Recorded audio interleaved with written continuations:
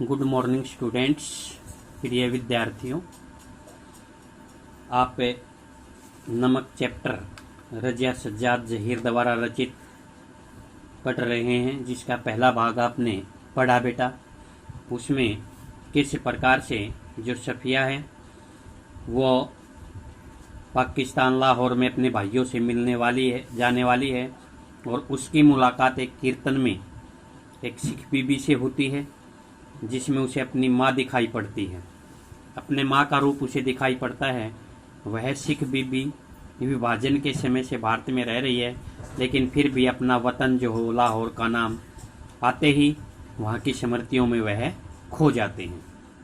वहाँ जा रही सफिया ने से लाहौरी नमक लाने के लिए जो कहा उसने कि लाहौरी नमक लेकर आना मेरे लिए, अगर आप लाहौर जा रही हैं तो इसी प्रकार से सफिया 15 दिन वहां रुकने के पश्चात सिख बीबी के लिए नमक की एक पुड़िया अपने साथ लेकर चलना चाहती है। वो उसे लेकर आना चाहती है क्योंकि वह उसमें अपना माँ का रूप देख रही है। क्योंकि उसके द्वारा जो कहा गया था कि मेरे लिए एक लाहौरी नमक की पुड़िया लेकर आना, और उसने उसको वचन भी दिया था कि अवश्य ही लेकर आऊंगी। तो लेकिन सफिया के भाई की नज़र में जो पुलिस अधिकारी है वहाँ कस्टम से जो उसको लेकर जाना था, बड़ा पुलिस अफसर था वो वहाँ पर, लेकिन उसकी नज़र में नमक जो है सरहद के पार ले जाना गैर कानूनी था। लेकिन सफिया के लिए नमक कोई सोना चांदी या स्मगलर की हुई वस्तु या ब्लैक मार्केट की वस्तु नहीं थी। वह मानती है कि यह कोई सोना चांदी या महंगी या स्मगलर करने वाले जो होते हैं या ब्लैक मार्केट की वस्तु तो नहीं है जिसको सरहद पार ले जाना गैर कानूनी हो। एक नमक साधारण सी ही वस्तु है। और सफिया मानती कि कस्टम वाले भी तो इंसान ही होते हैं और इंसानी भावनाओं को समझकर तोहफे के रूप में नमक को सरहद पार ले जाने की अनुमति वे दे देंगे। तो इसी प्रकार से उन्होंने किस देखा कि उसने अपने भाइयों के पास रहते हुए जो 15 दिनों में जो भी कोई उनका अपना निजी था, अपना प्रेमी था, अपना साथी था, जो भी उसको चाहने वाले थे, सभी कोई न कोई वस्तु ला करके उनको थमा रहा था। और वह अब इस असमंजस में थी कि वह इन्हें किस प्रकार से सरहद पार जो है भारत में लेकर जाए। और सबसे बड़ी जो मुसीबत आ रही थी वो थी नमक की, क्योंकि उस टाइम पे बेटा भारत और पाकिस्तान आपस में विभाजन जो दोनों का हो गया था, दोनों देशों का, तो उस कारण से जो नमक है वो गैर कानूनी माना जाता था और उसे हम सरहद पार ले जा नहीं सकते थे, नहीं ला सकते थे बेटा। तो ये पहला पार्ट आपका हुआ था। अब आज हम दूसरा पार्ट में देखेंगे बेटा कि क्या होता है आगे। दूसरे पार्ट में बेटा आज हम पढ़ रहे हैं कि अब आपसे कौन बहस करे। वो भाई जो है उसको समझा रहा है कि इस प्रकार से आप नमक को सरहद पार नहीं ले जा सकती क्योंकि यह गैर कानूनी है। तब वह कहती है कि ये कोई स्मगलर या सोना चांदी की चीज़ नहीं है। तब उससे कहा है कि आप से कौन बहस करे, आप अदीब ठहरी। अदीब का मतलब साहित्यकार होता है, और सभी अदीबों का दिमाग थोड़ा सा तो जरूर ही घुमा हुआ होता है। जो साहित्यकार होते हैं उनके दिमाग के बारे में कहा है सफिया के भाई ने। वैसे मैं आपको बता देता हूँ कि आप ले नहीं जा पाएंगी और बदनामी मुक्त में हम सब की भी होगी, अर्थात हम भी साथ में क्या होंगे बेटा, बदनाम होंगे। आखिर आप कस्टम वालों को कितना जानती हैं, अर्थात वे जब किसी के ऊपर जब उन्हें कोई थोड़ा बहुत भी शक हो जाता है तो कस्टम अधिकारी जो निगाह होती है बेटा वो बड़ी पैनी होती, तेज होती है, और वो है उन्हीं के बारे में कहता है कि वो है, उनको आप कितना जानती नहीं है। ये प्रश्नवाचक चिन्ह लगाया है। तो और साथ में कहा है कि आपके साथ साथ हम भी बदनाम हो जाएंगे। उसने गुस्से में जवाब दिया, सफिया ने गुस्से में कहा, कस्टम वालों को जाने या न जाने, पर हम इंसानों को थोड़ा सा जरूर जानते हैं।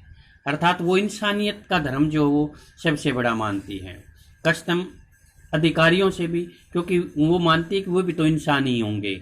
और रही दिमाग की बात, सो अगर सभी लोगों का दिमाग हम साहित्यकारों की तरह घुमा हुआ होता तो यह दुनिया कुछ बेहतर ही जगह हो जाती भैया।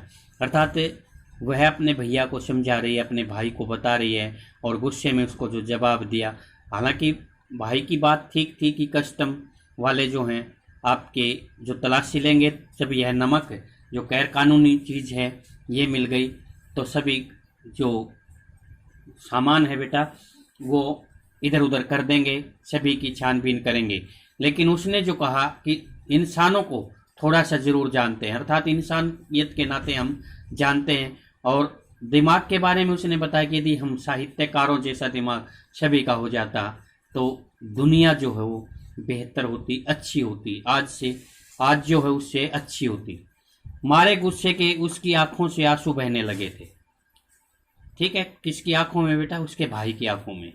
मारे गुस्से से उसकी आंखों में, किसके में बेटा? सफिया के में। यहाँ आएगा इस लाइन का, सफिया के में। उसका भाई सिर हिलाकर चुप हो गया, वह अब कुछ नहीं बोल पा रहा था, क्योंकि उसने देख लिया कि सफिया अब मानने वाली नहीं है। और उसका गुस्से में जो है क्या किया बेटा, उसके आंखों से आंसू बहने लगे, क्योंकि वह उस मोहब्बत की, प्रेम की चीज़ को, जिसको सिख बीबी ने बड़े प्यार से मंगाया था, उसको वह ले जाना चाहती है, लाहौरी नमक को। अगले रोज 2 बजे दिन को उसे रवाना होना था। अगले रोज 2 बजे सुबह के लिए बहुत व्यस्त कार्यक्रम बन चुका था। ठीक है, इसलिए उसे सारी पैकिंग रात को ही करनी थी, अर्थात रात के समय में वह उस सामान को पैक करने में लग गई जो उसे वहां ले जाना था। कमरे का दरवाज़ा अंदर से बंद करके वह सामान बांधने लगी। दरवाज़ा अंदर से बंद कर लिया और वह उसकी पैकिंग करने लगी, सामान को रखने लगी। इधर उधर फैली हुई चीज़ें धीरे धीरे सिमट कर सूटकेस और बिस्तर बंद में चली गई, अर्थात सूटकेस और बिस्तर में उसको बांधना शुरू कर दिया। आप देख रहे हैं इस चित्र में बेटा किस प्रकार से सफिया जो है वो, देखो ये टोकरी के अंदर जो एक किन्नू की टोकरी है बेटा ये।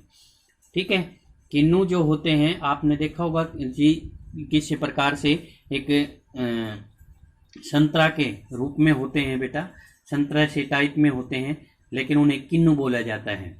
ठीक है, और ये किन्नू जो हैं किस प्रकार से उस किन्नुओं की टोकरी में छिपाकर उस नमक की पुड़िया को वह ले जाना चाहती हैं। ठीक है, तो ये दिखाया है। और साइड में देखना बेटा, एक किसमें, एक नीचे जो हो वो है संदूक छोटी सी, और ऊपर बिस्तरा बंधा हुआ है। तो इस प्रकार से सूटकेस है, ये सूटकेस है और ऊपर बिस्तर बंद है। चली गई ये सभी चीज़ें उसने समेट ली। अब रह गई ये पुड़िया और ये किन्नू जो रखे हुए ऊपर, आप देख रहे हैं एक ऊपर कपड़े के नीचे से उसको ढका गया है, और ये किन्नू की टोकरी है बेटा। तो और एक तो वह छोटी सी टोकरी जिसमें किन्नू थे। अब 2 चीज़ें रह गई थी उसके पास में, सिर्फ 2 चीज़ें रह गई। एक तो वह छोटी सी टोकरी जिसमें किन्नू थे, एक दोस्त का तोहफा संतरे और माल्टे को मिलाकर पैदा किया गया फल, अर्थात एक दोस्त ने उसको जो तोहफा दिया था, संतरे और माल्टे को मिला करके जो फल था उसे हम किन्नू कहते हैं बेटा। किन्नू का अर्थ दिया ये संतरे और माल्टे को। ठीक है, माल्टा भी एक फल होता है, इसको मिला करके पैदा किया हुआ एक फल होता है किन्नू। माल्टे की तरह रंगीन और मीठा होता है, और संतरे की तरह ये नाजुक होता है। और दूसरी थी वह नमक की पुड़िया, अर्थात जो ले जाने में उसको दिक्कत आ रही थी। अब 2 चीज़ें जो पैक करनी रह गई थी उनमें बेटा, एक तो उसके दोस्त द्वारा दी गई किन्नुओं की छोटी सी टोकरी थी बेटा, और किन्नुओं के बारे में जो बताया उसने वो था बेटा संतरे और माल्टे को मिलाकर जो फल पैदा किया गया था। ठीक है, और उसकी पहचान बता दी, माल्टे की तरह वह रंगीन होता है और साथ में संतरे की तरह नाजुक होता है बेटा। ठीक है, और दूसरी चीज़ क्या बताई बेटा, नमक की पुड़िया जिसको वह किस तरह ले जाए, किस तरह से पैकिंग इनकी की जाए।